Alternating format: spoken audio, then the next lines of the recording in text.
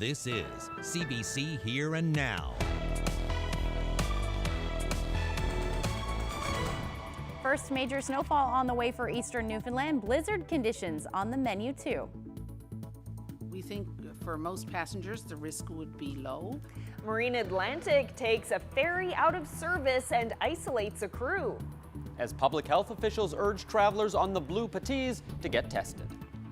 This is America's day. This is democracy's day. Joe Biden has been sworn in as the 46th President of the United States. So the focus shifts to the Keystone pipeline. What impact will canceling the permits have for Alberta and for people in this province?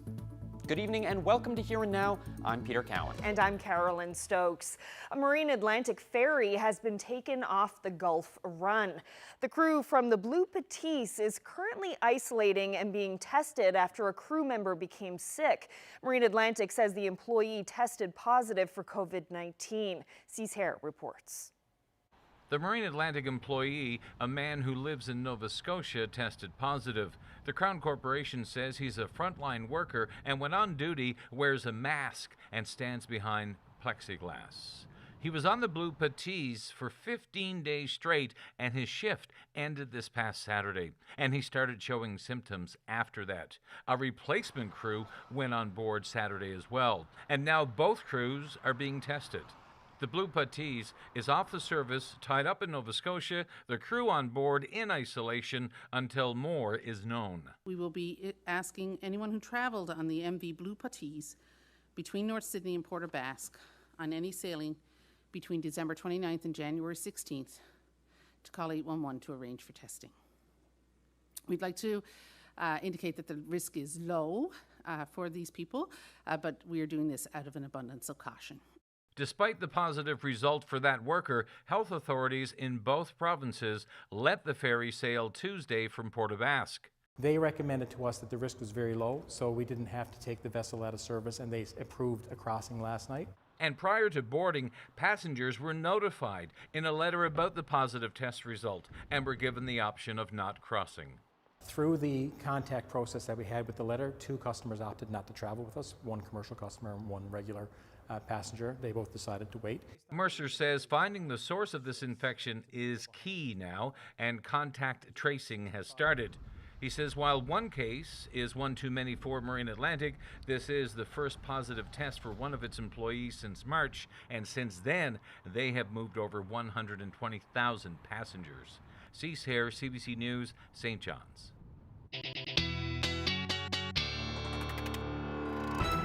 Well, we've got an area of low pressure affecting mainly the coastal areas of Labrador right now. That is leading to blizzard conditions for most of northern Labrador. You can see those blizzard warnings there. They should end as we head through the early morning hours tomorrow, and then we turn our attention to this developing area of low pressure to the south. That is going to head our way, at least for Newfoundland, and we're already prompting some winter storm warnings for the Avalon, the Bonavista Peninsula, and then special weather statements for pretty much the rest of the northeast coast. Here's a look at the snowfall forecast. Still looking like 30 to 40 centimeters is possible falling from tomorrow to Friday morning, and then that area of low pressure is going to head along the northeast, and we're going to see anywhere from 20 to 30 centimeters even for southeastern portions of Labrador. I'll break all of that down for you and tell you what to expect when I come back. Thanks, Ashley. The election is so fresh, some candidates are still filling out their nomination papers. The New Democrats have already lost a candidate. Graham Downey Sutton was vying for a seat in Corner Brook, but stepped down on Friday and posted a video last night blasting the party and its leader. Here now's Jeremy Eaton explains. My lack of support for Ms. Coffin in coming days, which has resulted in me no longer being the New Democrat candidate. In this 13-minute video, the NDP's Corner Brook candidate, Graham Downey Sutton, doesn't hold back. He felt the party wasn't backing his fight for a Western Health PET scanner or vocalizing support for the longevity of the Corner Brook Hospital. Downey Sutton places the blame on the shoulders of the party's campaign manager and leader. Under Matt Wynot's direction and under Alison Coffin's leadership, that they're taking the NDP party in the wrong direction. Downey Sutton ran in the Humber-Grossmorn by-election last fall. Miss Coffin did not once call me throughout the campaign. She did not call me to thank me for taking up the nomination and to be the candidate. Nor did she call me on the evening the campaign was over, election night.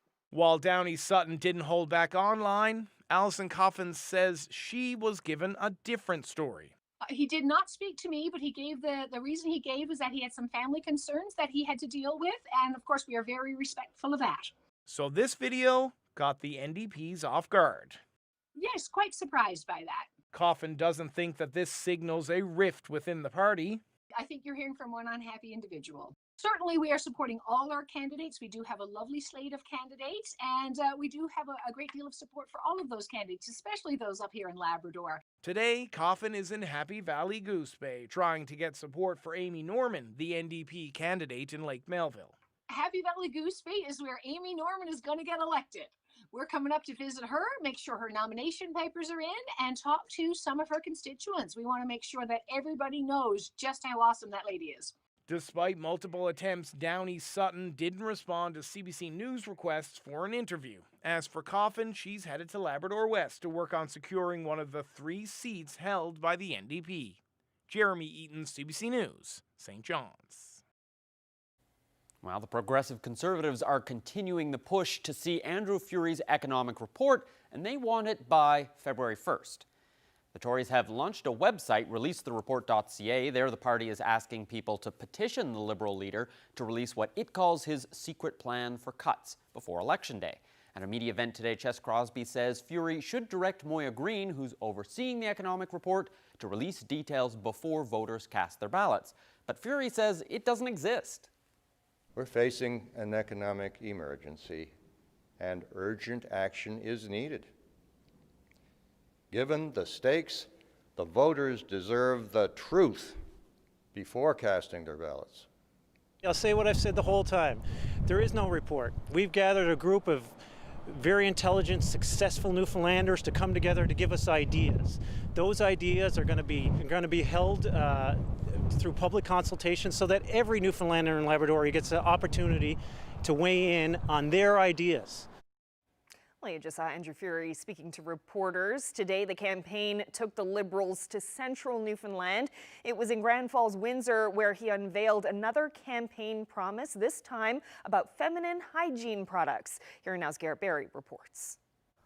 As he's done for much of this early campaign, Furey kept his focus on healthcare. Because we have young women and non-binary individuals. 1 out of 7 Canadians will miss school because they don't have access to feminine care products. That's an unacceptable barrier for reaching your full potential in today's society. The Liberals promising today that if they form another government, tampons, pads, and other products will be free in school. The costs are going to be found within the healthcare system, but the cost of not having them and young women and non-binary individuals missing school is far greater than the cost occurred to the system for this. The reaction from advocates? I think it's a wonderful start. Planned Parenthood first floated this idea in the 90s, so for them, it's well past due. Especially when you're talking about younger youth, they are often seen missing class, not participating in activities, or not participating in any sports because they, for 3 or 4 or 5 days a month, they cannot do anything because they don't have the appropriate products to take care of their menstruation. And there's a growing consensus on free. The United Way in this province will soon run its 3rd Tampon Tuesday drive. Who are we to judge whether or not people need it? That money could be going elsewhere. The other thing is, all women need this product, and so why do they have to pay for it? It's an essential thing that everyone needs. In Toronto and across BC, similar moves have been made to put tampons in public schools. And in the PC camp today, a bit of cross-party recognition.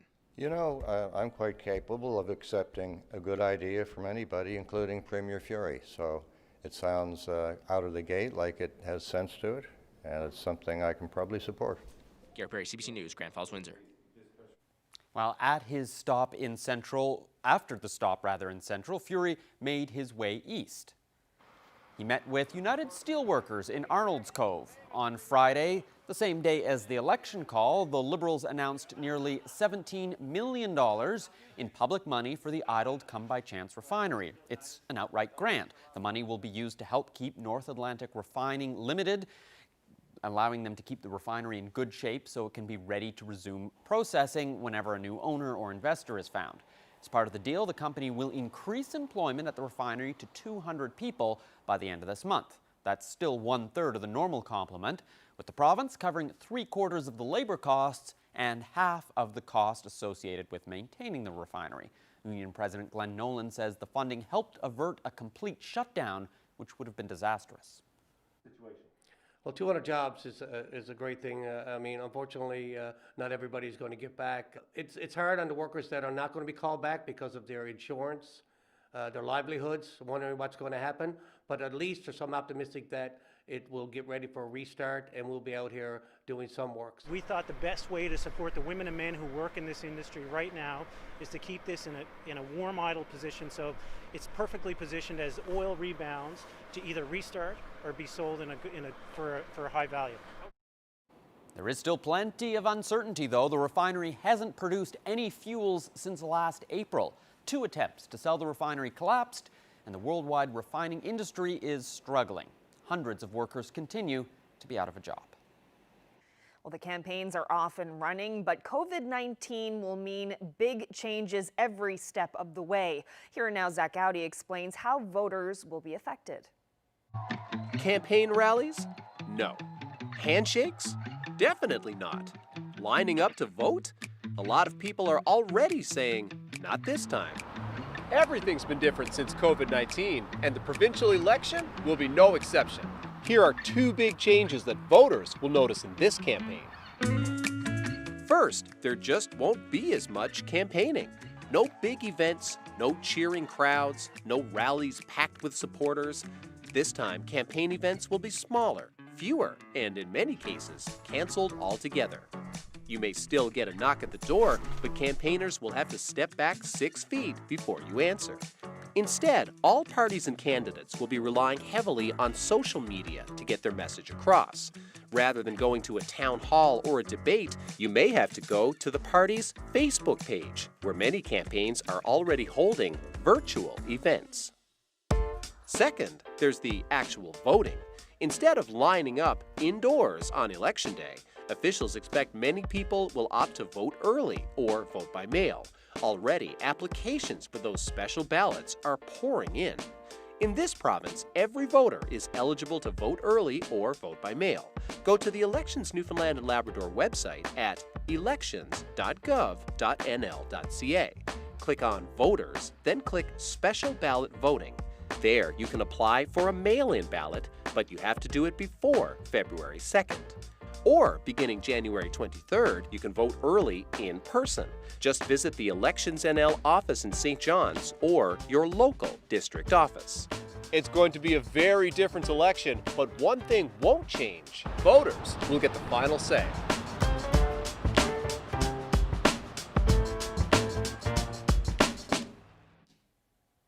Well, to COVID news now, and about 160 doses of the vaccine in central Newfoundland had to be used quickly after it got slightly too warm. The Pfizer vaccine had to be kept below 8 degrees when it was being shipped from Gander to Grand Falls. A tracking device found that it was slightly above that temperature for about 15 minutes. To be safe, they decided to use all the doses within 6 hours instead of holding on to them for the clinic the next day. Out of an abundance of caution, we felt it had to be treated as a cold chain break, and therefore we wanted the vaccine to be used within that 6-hour period. The vaccine was quite safe to be used and is still considered to be stable and effective.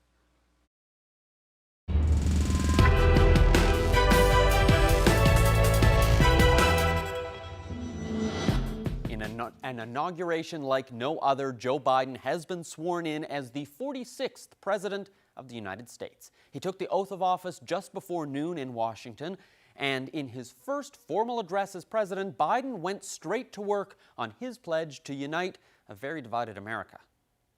This is our historic moment of crisis and challenge. and unity is the path forward. And we must meet this moment as the United States of America.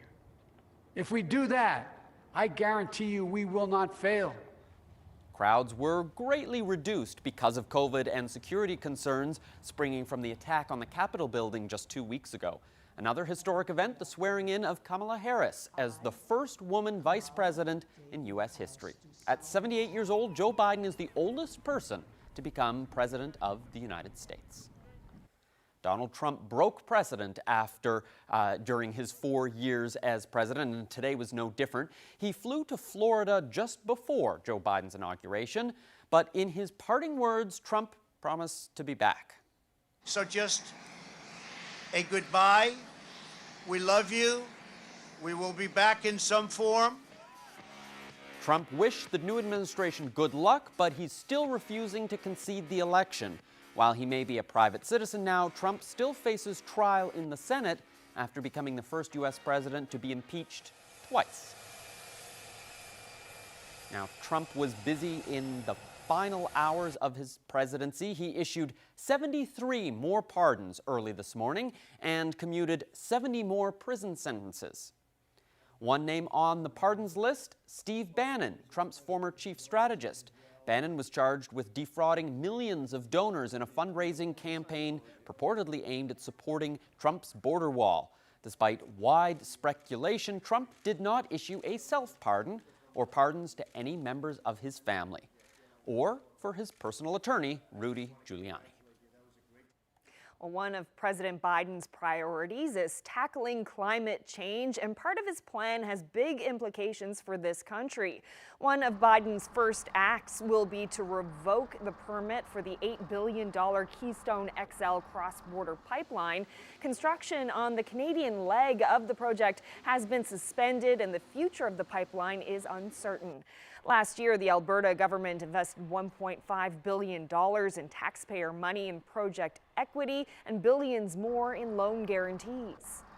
Well, joining me now from Calgary is CBC business reporter Kyle Bax. So Kyle, we knew this was coming, but what's been the reaction to this news in Alberta? Yeah, I don't think people are surprised, especially considering how many setbacks this project has had since it was first proposed more than a decade ago. And of course, we know that Biden has opposed this project. He's been vocal about that since at least last spring. Still, there's disappointment, especially because, there's this feeling that there was this window of opportunity under President Donald Trump. He was an ally to this project. Early in his mandate, he gave that presidential permit for this project.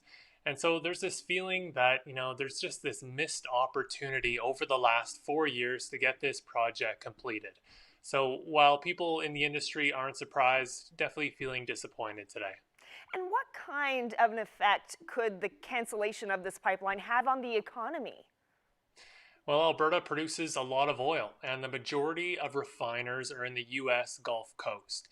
Keystone XL would have helped transport more Alberta oil to that region of the United States.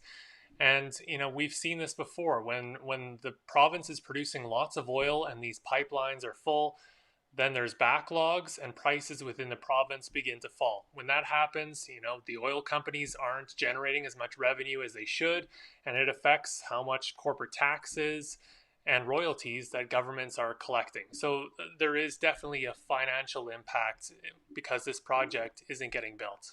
And there's also, the people. Many people from this province work in Alberta. Some move there permanently. Others commute back and forth. What could this mean for those workers and their jobs? There's no immediate impact. Construction of this project, even if it was going ahead, completion would have been a few years away. It's more about the long-term outlook for the industry. The industry needs new pipelines, and if that happens, then we'll see more projects in the oil sands and other parts of the province be sanctioned. And I think right now, looking forward, I think what this decision means is that there's going to be a lot more pressure on the federal government and the Trans Mountain expansion. That project is under construction. It's faced its own setbacks, but it is progressing. And I think the industry is going to be really focusing on making sure that project gets built.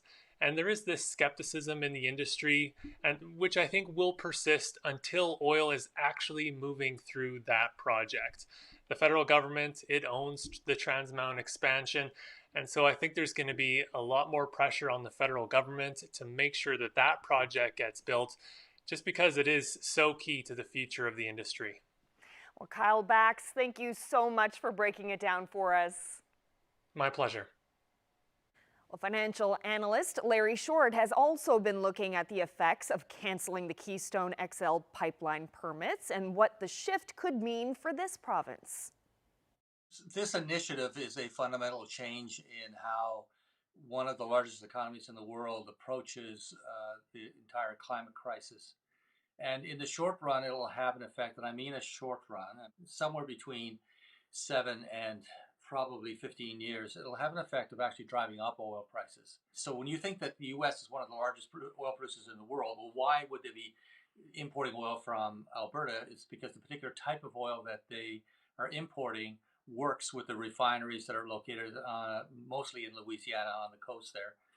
So the province of Newfoundland and Labrador produces a similar type of oil on some fields, and overall the action of discontinuing the Keystone pipeline, particularly in combination with banning fracking on federal lands, as well as cutting subsidies to oil companies, will have the effect of driving up oil prices. So it will help us get through the burdens that we've encountered over the last number of years. But as hopefully we have learned the lesson that investing and betting the farm on a highly cyclical industry, being oil or minerals, is not something that we can depend on in the long term.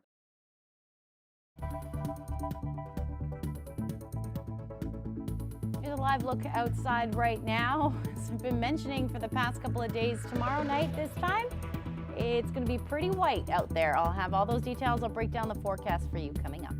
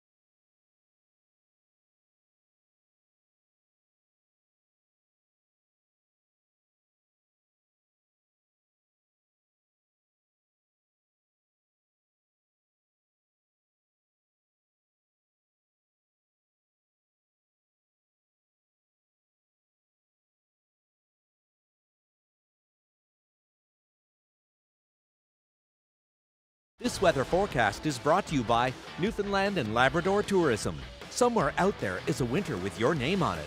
Find it now at stayhomeyear.ca.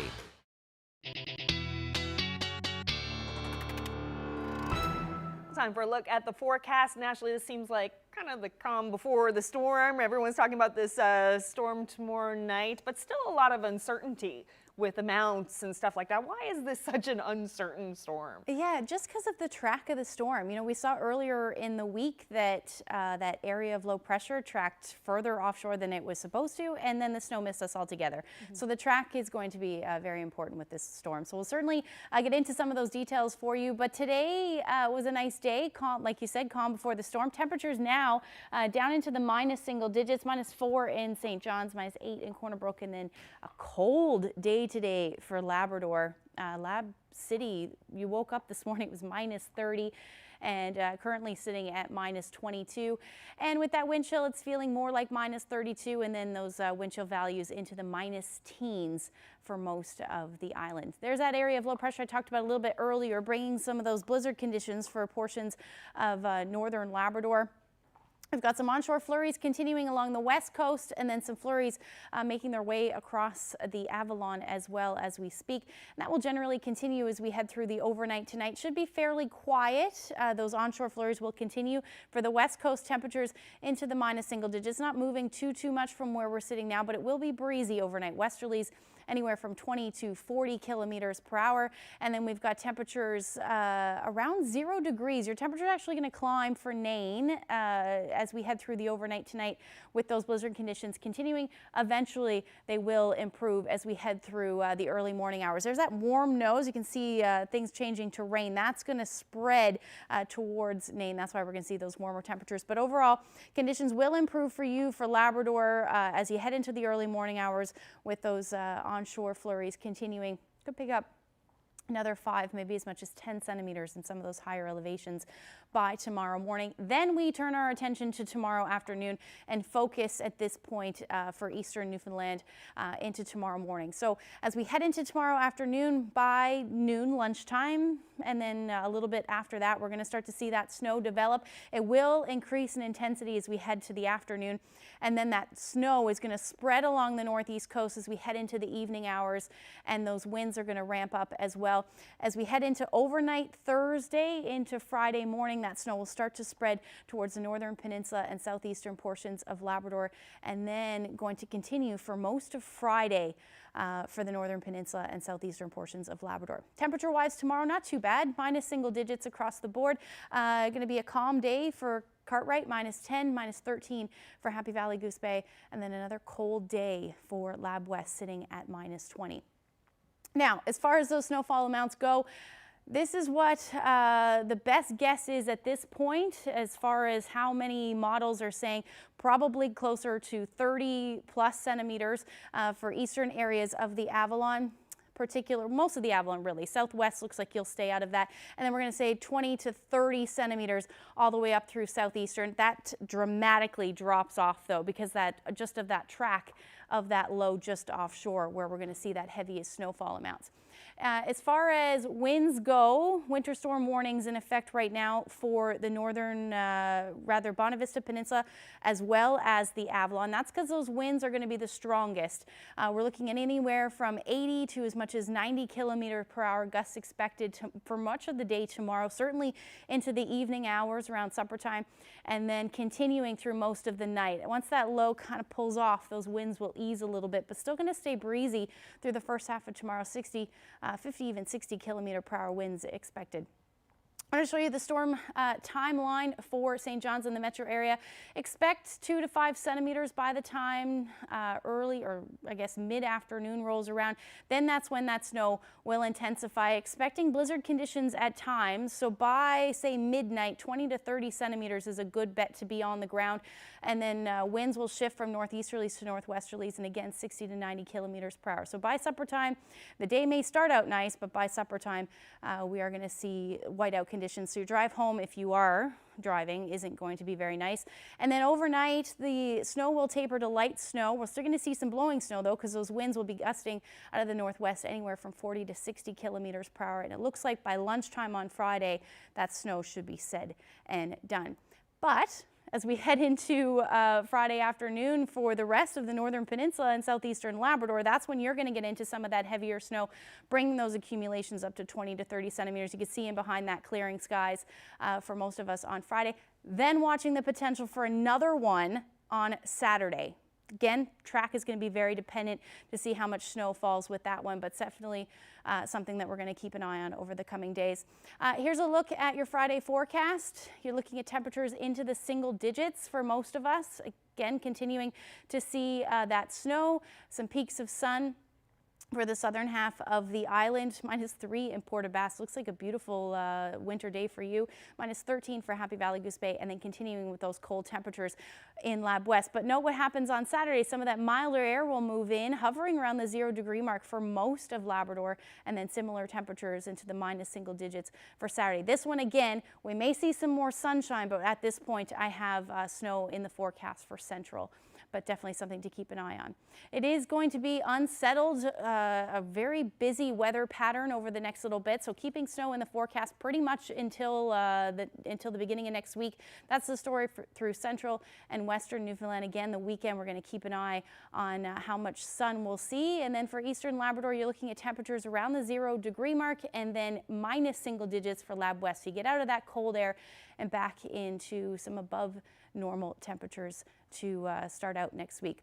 But it was a cold day today, and got to see a beautiful sundog on a cold morning in Lab City. Sheldon shared that with me on Twitter. Thank you so much for sharing that. And if you have any weather photos, send them to nlphotos@cbc.ca.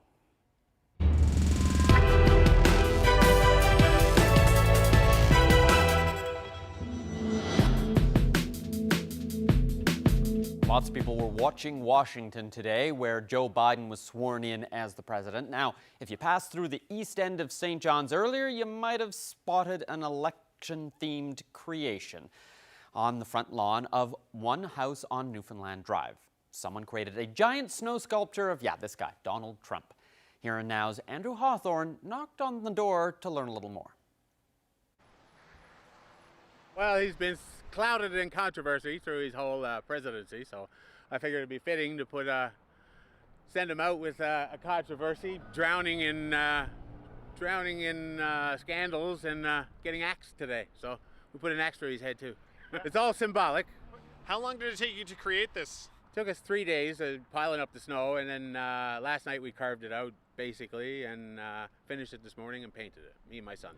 The snow is a good question as well. I mean, we haven't had all that snow as of yet. Where'd you get it?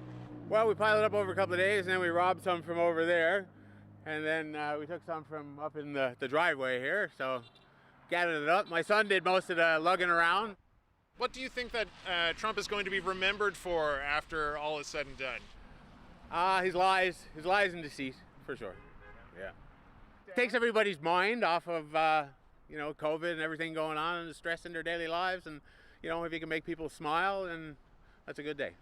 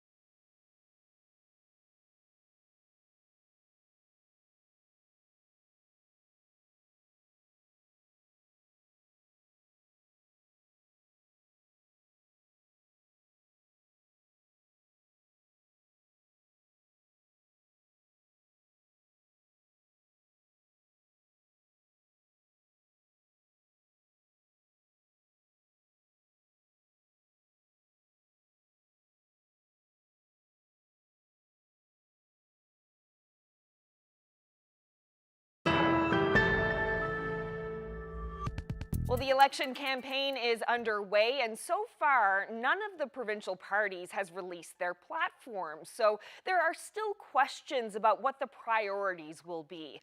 Joining me now are three guests who hope mental health services will be one of those priorities. Dr. Nizar Lada is a psychiatrist, Dr. Janine Hubbard is a psychologist, and Christy Allen is a voter who knows firsthand what it's like to navigate the mental health system. So Ms. Allen, let's begin with you. You sent a very personal letter to each of the parties and you posted it on social media. In that letter, you share your experience with bipolar disorder and say that you want to know what each party plans to do about improving mental health services. So what changes do you think are needed? A lot of things. I wish there could be a whole restructuring of the mental health system. But for me, what I really care about is the accessibility to long-term mental health care. I think there's a lot of things in place for emergency services and short-term, but not for the long-term, because I have a chronic mental illness that I'm going to have for the rest of my life. And there's so many people like me with that, and they need long-term care.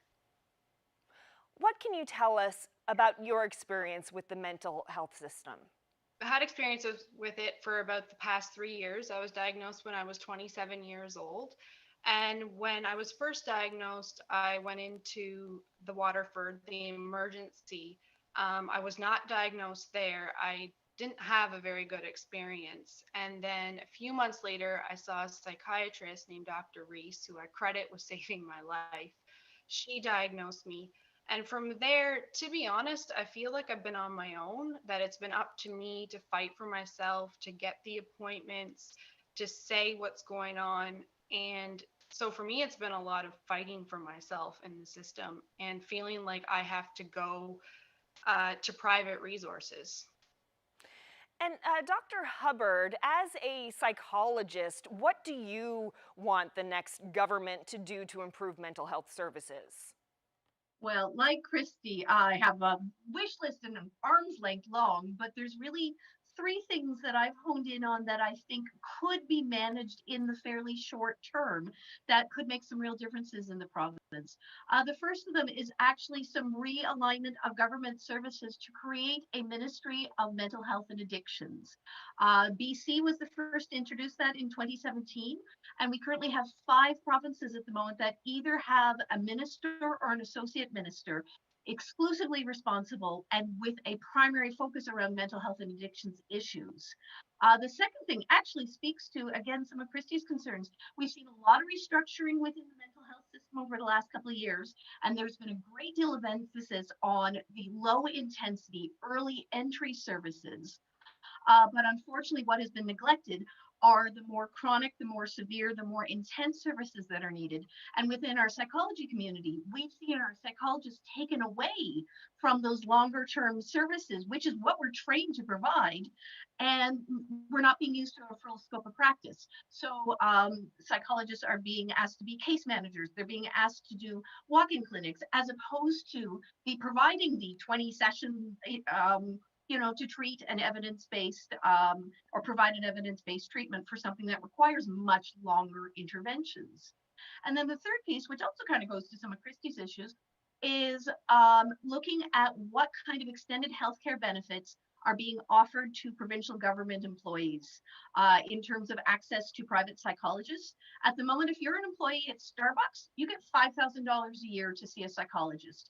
If you were an employee at Eastern Health, you receive less than $400. That's a fairly low cost intervention that government can be doing. They can also even be looking at that being a requirement for anybody bidding on large government contracts, that those companies also need to be providing adequate mental health services for their employees. All right, that's quite the difference there. Dr. Lada, what's your take on what you're hearing so far, and what kind of support do your patients need the most? I've been in practice for a long time, and I do follow patients over a period of a long time. I've had patients, some of them have been with me for 25 years or more. Like Christy says, these are chronic conditions, just like diabetes is, just like hypertension is, and they need long-term care. And I think some of us are providing that long-term care. What's needed, in my opinion, is most urgently, is the housing. Housing first. People who have mental illnesses, whether they're acute or chronic, they need housing support in the community. You can't stay well unless you have a proper roof over your head and some sustenance. Canadian Mental Health Commission did a very good study on housing and showed very clearly that if you have proper housing, you decrease chronicity, you decrease rates of readmissions, and you decrease the acute care that's required. People's lives become more stable. So that's the bee in my bonnet. Now, we all know that the province is in a dire financial situation. Whatever party forms the next government will have to make tough spending decisions. So why should mental health be a priority for government? Dr. Lotta, let's stick with you. What are your thoughts on that? Unless there is a definitive commitment to mental illness will go by the wayside as a poor cousin of medicine. There's a couple of things. We are anticipating an upcoming second wave of mental health concerns as a direct result of the pandemic. We have seen an upsurge over the last year, but all of the research is showing that there's a lot of needs that are continuing to develop and are going to emerge, and needs are being unmet right now. So if our system is currently drowning, I want you to think about it a year from now. And here's the tricky thing, and I appreciate how difficult this is for politicians. We have solid research that shows for every dollar spent on psychological interventions, you can save the healthcare system $5. We know that mental illness causes additional physical symptoms that then wind up costing us a fortune in long-term health treatment. We say that the economy is important, which I totally agree, but mental health affects that. I know when I went to the Waterford, when I wasn't diagnosed, they said to me, you need counseling. The Bridge the Gap website has a number, but they don't say you can get counseling. It took me going to a virtual clinic in Toronto to get someone to recommend me for that. And so there are little things that we can do for people's mental health that don't cost tons of money. Well, Christy Allen, I'm sure lots of people who are in your position really appreciate you speaking up on this, and we appreciate it as well. And Dr. Hubbard, Dr. Lotta, thank you so much for being here too. Thank you for having us. Thank you.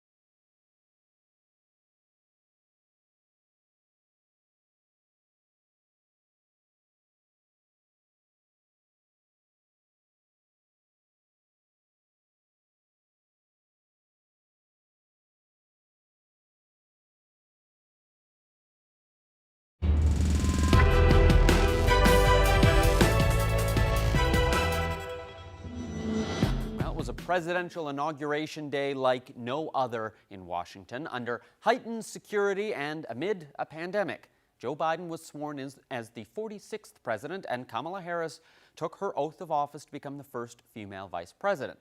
While the day lacked the usual crowds because of the pandemic, pomp and pageantry were still on full display.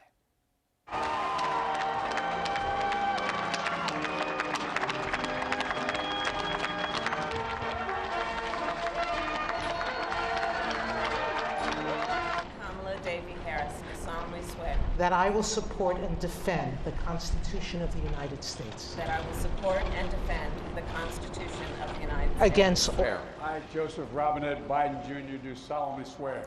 That I will faithfully execute. That I will faithfully execute. The office of President of the United States. Office of President of the United States. And will, to the best of my ability. Will, to the best of my ability. Preserve, protect, and defend. Preserve, protect, and defend. The Constitution of the United States. The Constitution of the United States. So help you God. So help me God. Congratulations, Mr. President.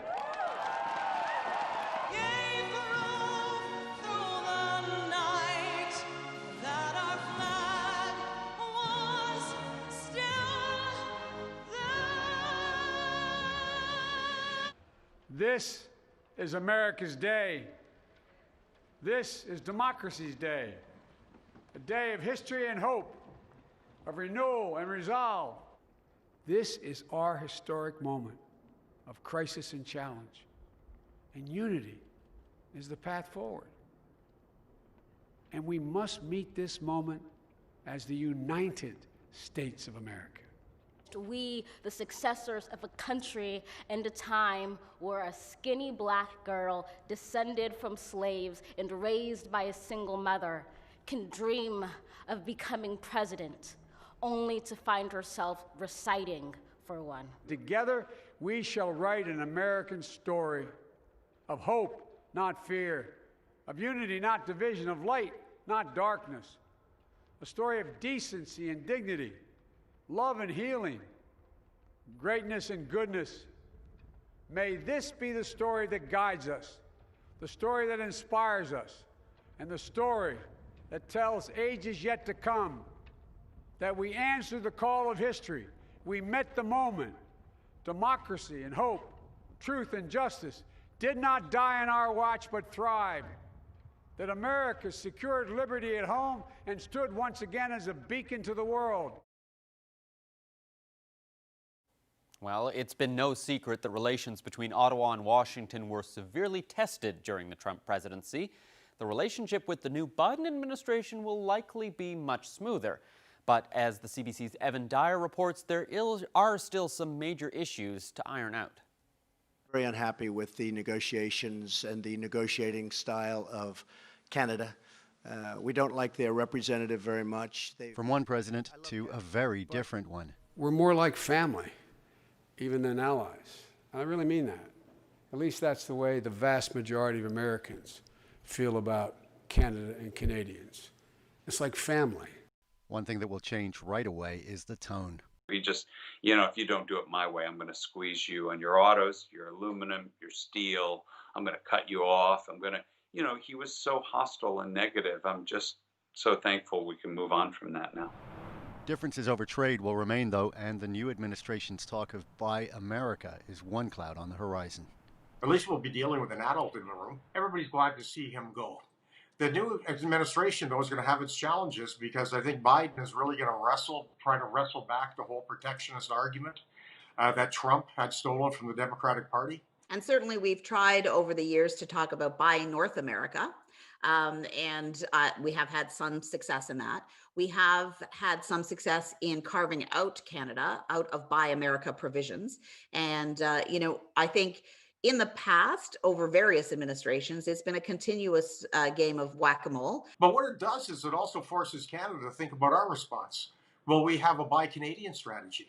Joe Biden is the first American president in modern times to come to office with the border closed. So how are we going to get that border open?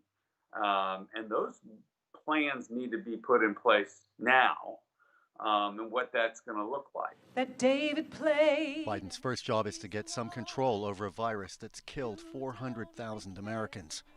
But he's made it clear the climate crisis is also an urgent matter for his administration, with executive actions on his first day in the Oval Office. One, a welcome decision to rejoin the Paris Accord. The other, a blow to Canada, the cancellation of the Keystone XL pipeline. Big changes and a new beginning for a big relationship. Evan Dyer, CBC News, Ottawa. Well, back in Canada, Conservative MPs have voted to remove Derek Sloan from caucus. The Ontario MP accepted a donation to his leadership campaign from a white supremacist. Party leader Aaron O'Toole initiated the process of deciding his future in the party on Monday after news of the contribution came to light. Sloan did not dispute that he had received the money, but says he was unaware of the donor's background. He said it's unfair to expect him to scrutinize the backgrounds of all donors.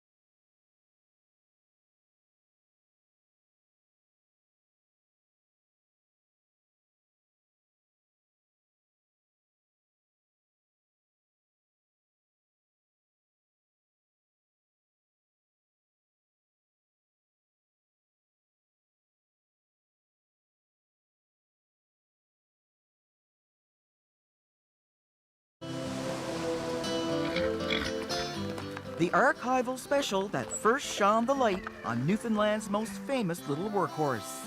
The Newfoundland Pony, Sunday at noon and Monday at 7.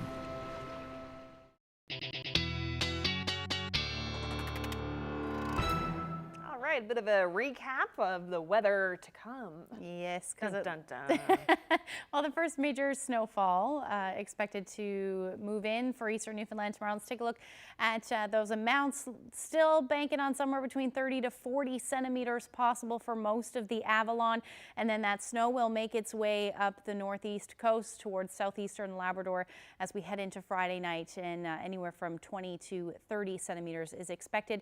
Just to break down the timeline a little bit there, starting as light snow, then intensifying into the afternoon for the St. John's and Metro area. This is where we could see some blizzard conditions at times, and then eventually light snow and blowing snow to start off the first half of Friday, but by lunchtime it looks like everything should be said and done as far as that snow goes. All right, so the drive home tomorrow evening after work, not going to be nice. Slow and steady. That's right. I know we're not supposed to complain because there's been so little snow this winter, but I'm sorry, guys, I'm going to be complaining tomorrow. We're due. We're totally due. That's right. It's winter. And for those, and the flip side, though, I know there's a lot of people who are like, finally, we're getting some snow. I got snowshoes for Christmas. Now I can finally use them. So I guess you can't please everyone. I'm tired of all the mud on my dog's paws when we go in the woods. Drizzle too. Have a good night, everyone. Good night. Good night.